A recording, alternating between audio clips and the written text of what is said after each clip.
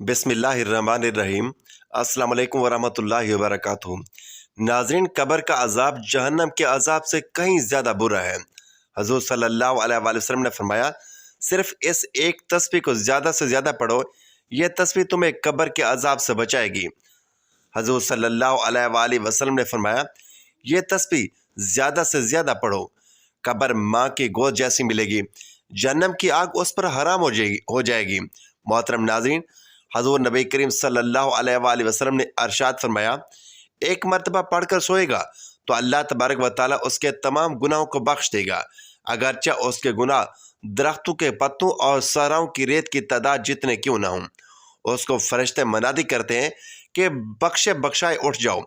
अल्लाह तबारक व तआला फरिश्तों के साथ सामने फरमाता है कि क्या मेरा बंदा इस कलाम के ज़रिए मुझे पुकारता है और अपनी मग़फ़िरत की इल्तिजा करता है, ये जानता है कि इसका कोई रब है जो गुनाहों को माफ़ करता है और उसको पकड़ भी सकता है। सुन लो, मैंने अपने बंदे की मग़फ़िरत फरमाई। इस वजीफ़े के बारे में हम आपको आज की इस वीडियो में बताएंगे और सब्र जैसी नेमत पर तारीफ़ें अल्लाह ही के लिए, उस फजल पर उसी का शुक्र बजा लाते हैं। और मैं गवाही देता हूँ कि अल्लाह के सिवा कोई माबूद बरहक नहीं, वो यकता है, उसका कोई शरीक नहीं, पूरी कायनात के फैसले उसी के हाथ में हैं।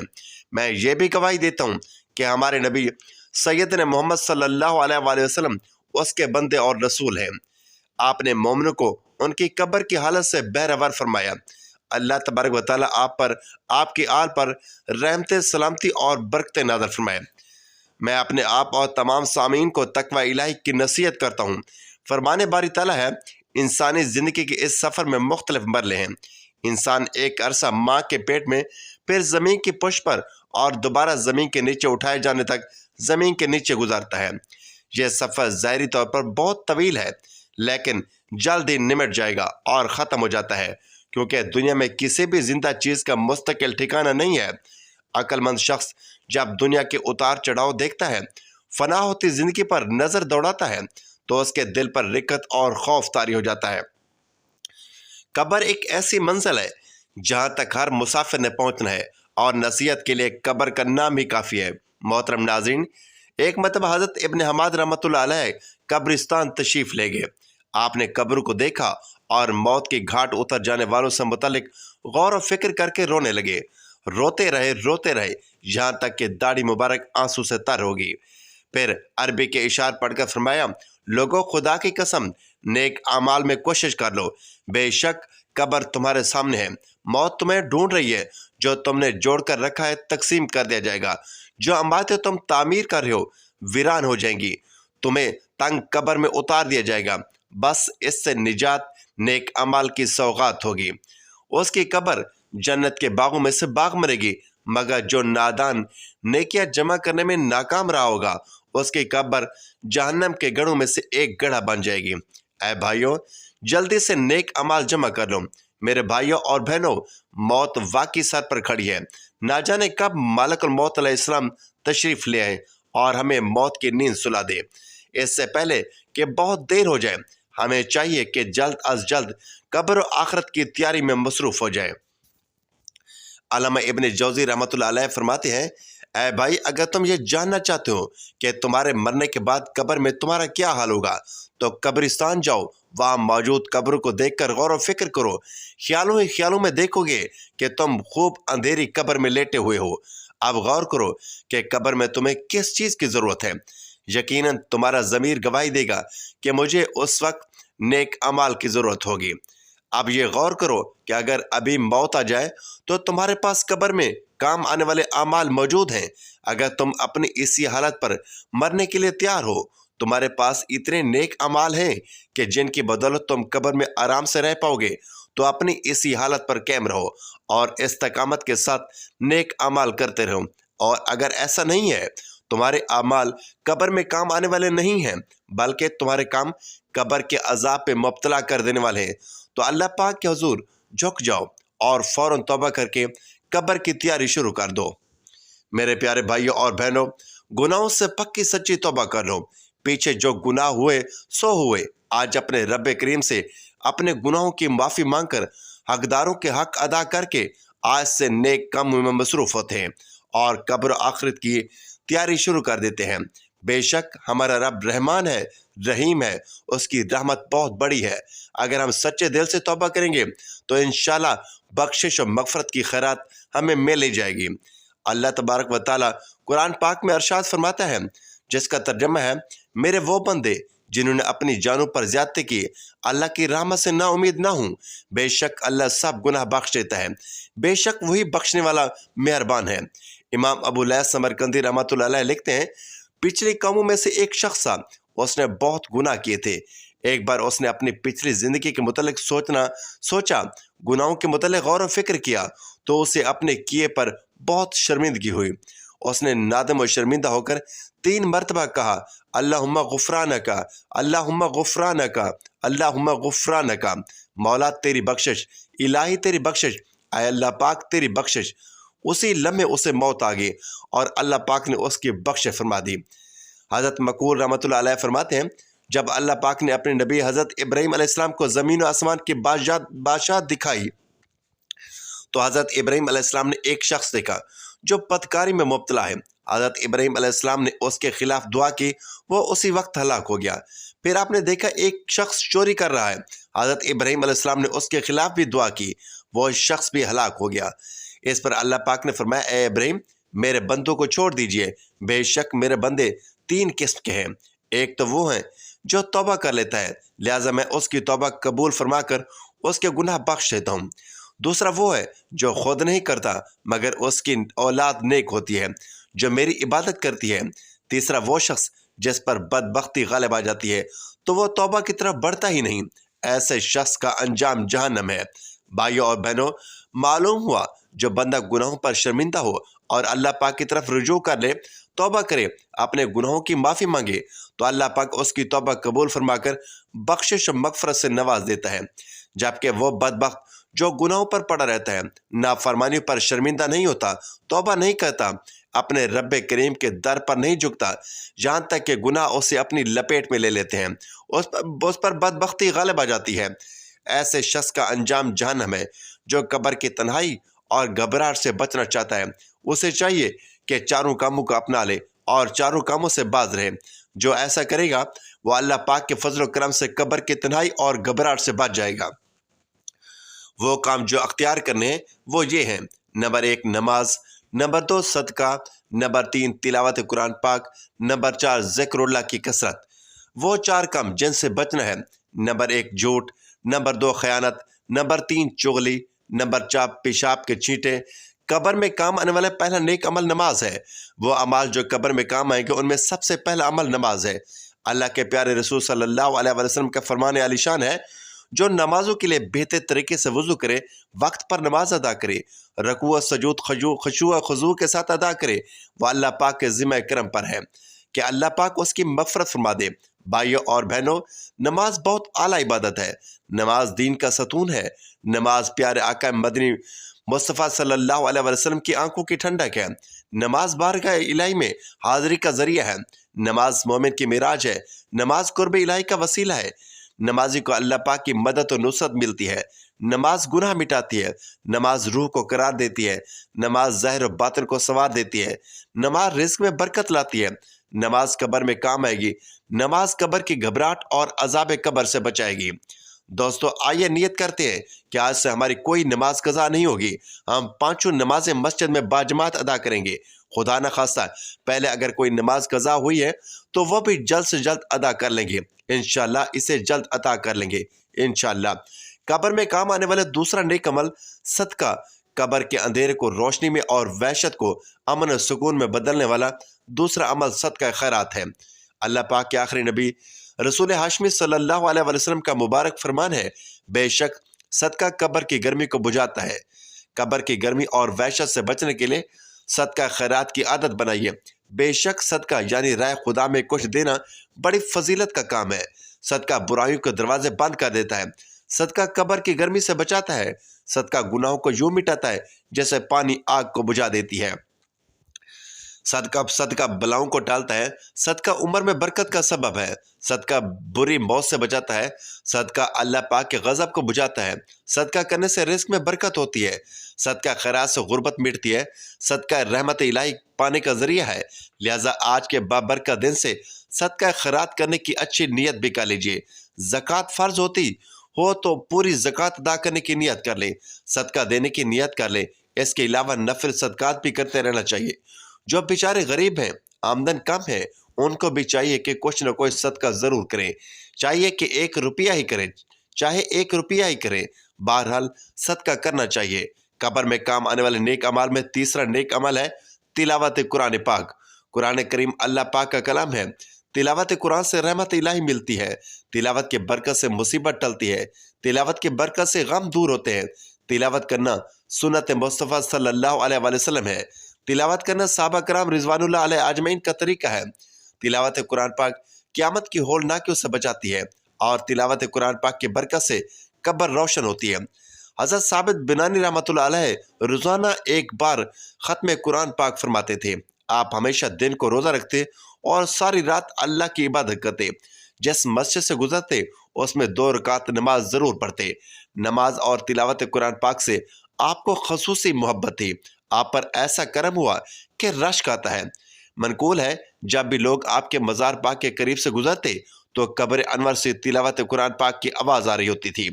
بھائیوں اور بہنوں، نیت کیجئے کہ قبر کی وحشت و تنہائی سے بچنے اور نیکیاں کمانے کے لیے ہم بھی تلاوت قرآن پاک کیا کریں گے۔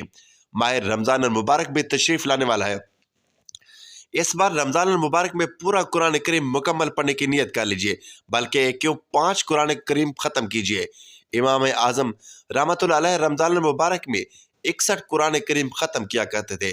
جس سے ہو سکے امام اعظم رحمۃ اللہ علیہ کی پیروی کریں، دن رات تلاوت قرآن پاک میں مصروف رہیں، انشاءاللہ الکریم برکتیں ہی برکتیں ہوں گی۔ رمضان المبارک آنے سے پہلے بھی تلاوت کرنی ہے، آج ہی سے تلاوت شروع کر دیجئے۔ اللہ پاک ہم سب کو توفیق دے، قرآن پاک اور تلاوت قرآن پاک سے ایسی محبت ہو کہ سب فضولیات چھوٹ جائیں اور ہم بس قرآن ہی کے ہو کر رہ جائیں، آمین۔ الحمدللہ ماہ رمضان المبارک کی آمد ہے۔ روزوں اور سیر و افطار کے ساتھ ساتھ تراویح کی بھی بہاریں ہوں گی۔ علماء کرام نماز تراویح میں قرآن کریم سنانے کی سعادت حاصل کریں گے، اور خوش نصیب عاشقان رسول صلی اللہ علیہ وسلم قرآن کریم سن کر ثواب کمائیں گے۔ اللہ کریم ہمیں بخیر و عافیت رمضان تک پہنچائے، ہم روزے بھی رکھیں، تلاوت بھی کریں، اور خوب ذوق و شوق کے ساتھ نماز تراویح بھی ادا کریں۔ اللہ پاک کے آخری نبی رسول ہاشمی صلی اللہ علیہ وسلم نے فرمایا، جو رمضان میں ایمان کے ساتھ اور طالب ثواب کے ساتھ قیام کریں گے، اس کے گزشتہ صغیرہ و کبیرہ گناہ معاف کر دیے جاتے ہیں، بخش دیے جاتے ہیں۔ اللہ پاک ہمیں قبر کے عذاب سے محفوظ فرمائے۔ قبر کی تنگی وحشت سے بچنے کے لیے ہم نے کل 8 کام سنے، ان میں سے 4 کام اختیار کرنے، نماز کی پابندی کرنے، صدقہ خیرات کی عادت بنانے، کثرت سے تلاوت کرنی اور ذکر اللہ کی کثرت کرنی ہے، اور 4 کاموں سے بچنا ہے، جھوٹ نہیں بولنا، خیانت نہیں کرنی، چغل خوری سے بچنا ہے، پیشاب کے چھینٹوں سے بچنا ہے۔ یہ 8 کام کریں گے تو انشاءاللہ اللہ پاک کی رحمت سے عذاب قبر سے محفوظ رہ جائیں گے۔ اللہ پاک ہم سب پر رحم فرمائے۔ کاش آج کی بابرکت رات میں ہم سب بخشش و مغفرت کی خیرات پانے میں کامیاب ہو جائیں۔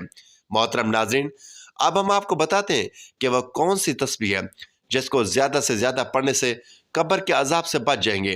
ام المومنین حضرت عائشہ رضی اللہ تعالی عنہ سے روایت ہے کہ رسول اللہ صلی اللہ علیہ وآلہ وسلم نماز میں یہ دعا مانگتے، اللہم انی اعوذ بک من عذاب القبر، یا اللہ میں پناہ مانگتا ہوں تیرے قبر کے عذاب سے۔ رات کو سونے سے پہلے ایک تسبیح یہ دعا پڑھ کر سو جائیں، اور ہر نماز کے بعد 3 مرتبہ پڑھیں۔ حضرت سیدنا امام احمد بن حنبل رحمۃ اللہ علیہ فرماتے ہیں، یعنی عذاب قبر حق ہے، اس کا انکار گمراہی ہے، اور گمراہی کے سوا کچھ نہیں ہے۔ کافر اور منافق یعنی زبان سے دعویٰ اسلام اور دل میں اسلام سے انکار کرنے والوں کو ہمیشہ عذاب قبر ہوگا۔ گناہ گار مسلمان کو گناہوں کے برابر قبر میں عذاب ہوگا، لیکن دعا صدقہ وغیرہ کے سبب اللہ تعالیٰ چاہے گا تو ان سے عذاب اٹھا لیا جائے گا۔ یاد رہے، عذاب قبر سے مراد برزخ میں ہونے والا عذاب ہے۔ اسے عذاب قبر اس لیے کہا جاتا ہے کہ عام طور پر میت کو قبر میں ہی دفن کیا جاتا ہے، ورنہ جسے اللہ تعالیٰ نے عذاب دینے کا ارادہ فرمایا ہے اسے عذاب ضرور ہوگا، چاہے وہ قبر میں دفن ہو یا نہ ہو، خواہ اسے درندوں نے کھا لیا ہو یا اسے جلا کر اس کی خاک اڑا دی گئی ہو۔ عذاب قبر کا ثبوت قرآن پاک میں ہے۔ ترجمہ: جلد ہم انہیں دوبارہ عذاب کریں گے، پھر بڑے عذاب کی طرف پھیرے جائیں گے۔ اس آیت کے تحت امام علی بن محمد خازن رحمۃ اللہ علیہ فرماتے ہیں، 2 مرتبہ عذاب دینے سے مراد یہ ہے کہ ایک بار تو دنیا میں رسوائی قتل کا اور دوسری مرتبہ قبر کا عذاب ہے۔ حضرت سیدنا امام ابو حنیفہ رحمۃ اللہ علیہ کے شہزادے حضرت سیدنا حماد رحمۃ اللہ علیہ نے اپنے والد ماجد سے عذاب قبر کے متعلق پوچھا تو حضرت سیدنا امام اعظم رحمۃ اللہ علیہ نے فرمایا، عذاب قبر برحق ہے۔ عرض کیا اس کی دلیل؟ ارشاد فرمایا، اللہ تعالیٰ کا یہ فرمان، اور بے شک ظالموں کے لیے اس سے پہلے ایک عذاب ہے، یعنی جہنم کے عذاب سے پہلے ایک عذاب ہے، اور اس سے مراد عذاب قبر ہے۔ حضور نبی اکرم شفیع معظم صلی اللہ علیہ وسلم نے ارشاد فرمایا، عذاب قبر حق، یعنی عذاب قبر حق ہے۔ حضرت سیدنا قتادہ رحمۃ اللہ علیہ فرماتے ہیں، عذاب قبر کے 3 حصے ہیں، 1/3 عذاب پیشاب سے نہ بچنے کے سبب، 1/3 غیبت کے سبب، اور 1/3 چغل خوری کے سبب ہوتا ہے۔ عذاب قبر سے محفوظ رہنے والا خوش نصیب شہید عذاب قبر سے محفوظ رہتا ہے۔ رمضان المبارک میں فوت ہونے والا اسی طرح روزہ میں ہے، جمعہ یا شب جمعہ انتقال کرنے والا، روزانہ رات میں سورۃ الملک پوری سورت پڑھنے والا، تلاوت قرآن پاک کرنے والا، اسی طرح ہر وہ مسلمان جس سے قبر کے سوالات نہیں ہوں گے اسے عذاب قبر بھی نہیں ہوگا۔ حضرت سیدنا امام عمر نصفی رحمۃ اللہ علیہ نے فرمایا، فرما بردار مسلمان کو عذاب قبر نہیں ہوگا، لیکن اسے قبر دبائے گی اور وہ اس کی تکلیف اور خوف کو محسوس بھی کرے گا۔ عذاب قبر تیری آنکھ، کان، منہ، زبان، پیٹ، شرمگاہ، ہاتھ، پاؤں اور تمام بدن کے گناہوں کی وجہ سے ہوتا ہے۔ لہٰذا اسی طرح فتنہ بھڑکانے والا، بدعت کی اشاعت کرنے والا، اللہ پر اس کے رسول پر جھوٹ باندھنے والا، اللہ کے کلام میں اٹکل اور رائے سے کام لینے والا، سود کھانے والا، ناحق یتیموں کا مال ہڑپ کرنے والا، رشوت وغیرہ سے حرام کرنے والا، ناحق مسلمان کا مال کھانے والا، شراب پینے والا، زنا کرنے والا، چور، غدار، دھوکہ باز، مکار، سوداگر، سود کا گواہ اور کرانے والا، اللہ کے فرائض ترک کرنے کے لیے ہیلے بہانے کرنے والا، حرام کا ارتکاب کرنے میں مسلمانوں کو دینے والا، ان کے عیبوں کے پیچھے لگنے والا، غیر شرعی قانون سے فیصلہ کرنے والا، غیر شرعی باتوں کا فتویٰ دینے والا، گناہگار کا تعاون کرنے والا، ناحق قتل کرنے والا، اپنی رائے، ذوق اور تدبر کو سنت پر مقدم کرنے والا، نوحہ کرنے والی، نوحہ سننے والے، حرام گانا گانے والے اور انہیں سننے والے، قبروں پر مسئلے بنانے والے، ان پر قندیلے اور چراغ جلانے والے، لیتے ہوئے پورا لینے مگر دیتے ہوئے کم دینے والے، جبار، متکبر، ریاکار، آنکھ یا زبان وغیرہ سے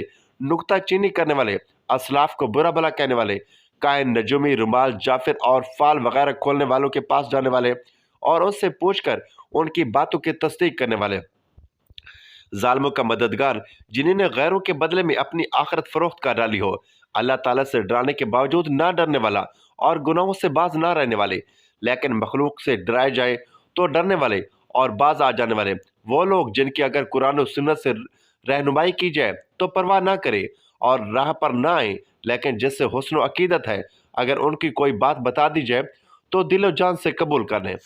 حالانکہ انبیاء کے سوا تمام لوگ غیر معصوم ہیں اور سب سے غلطیاں ہوتی ہیں۔ وہ جنہیں قرآن سنایا جائے تو اسے متاثر نہ ہو بلکہ گھبرانے لگے، لیکن اگر شیطانی کلمات، زنا کا منتر اور نفاق کا مادہ سن لیں تو کھل جائیں، دل میں بے حد مسرت محسوس کرنے لگیں، دلی خواہش رکھیں کہ گانے والے یا گانے والیاں خاموش نہ ہوں، اللہ کی جھوٹی قسم کھانے والے اور غیر اللہ کی جھوٹی قسم کو کسی حال میں بھی نہ ترک کرنے والے، خواہ کتنی سخت سزا کیوں نہ دی جائے، گناہوں پر فخر کرنے والے اور اپنے بھائیوں اور دوستوں میں دل کھول کر بے پرواہی سے خوب گناہ کرنے والے، وہ جن سے لوگوں کی عزتیں اور مال محفوظ نہ ہوں، بعض زبان بد خلق جن کے غنڈے پن سے ڈر کے مارے لوگ انہیں چھوڑ دیں، آخری وقت نماز پڑھنے والے، مور کی طرح ٹھونکے مار کر نماز پڑھنے والے اور اللہ کا ذکر نہ کرنے والے، خوشی سے زکوٰۃ نہ دینے والے، قدرت کے باوجود حج نہ کرنے والے، قدرت کے باوجود حقوق ادا نہ کرنے والے، حرام نگاہ سے، حرام کام سے اور حرام لقم، حرام قدم سے نہ بچنے والے، کمائی میں حرام و حلال کی تمیز نہ کرنے والے، صلہ رحمی نہ کرنے والے، مسکینوں، بیواؤں، یتیموں اور بے زبان جانور پر ترس نہ کھانے والے، بلکہ یتیموں کو ڈانٹنے اور محتاجوں کو کھانے کی رغبت نہ دلانے والے، دکھاوے کے لیے عمل کرنے والے، برتنے کی چیزوں کو روکنے والے اور عیب و گناہ چھوڑ کر لوگوں کے عیب و گناہ ٹٹولنے والے۔ غرض یہ کہ ہر قسم کے گناہ گار اپنے اپنے گناہوں پر قبر کے عذاب کا شکار ہوں گے، اور گناہوں کے ہلکے اور سنگین ہونے سے عذاب قبر بھی سنگین یا ہلکا ہوگا۔ ناظرین، اللہ تعالیٰ سے دعا ہے کہ اے ہمارے رب، ہمیں دنیا میں بھلائی اور آخرت میں بھی بھلائی دے اور ہمیں دوزخ کے عذاب سے بچا۔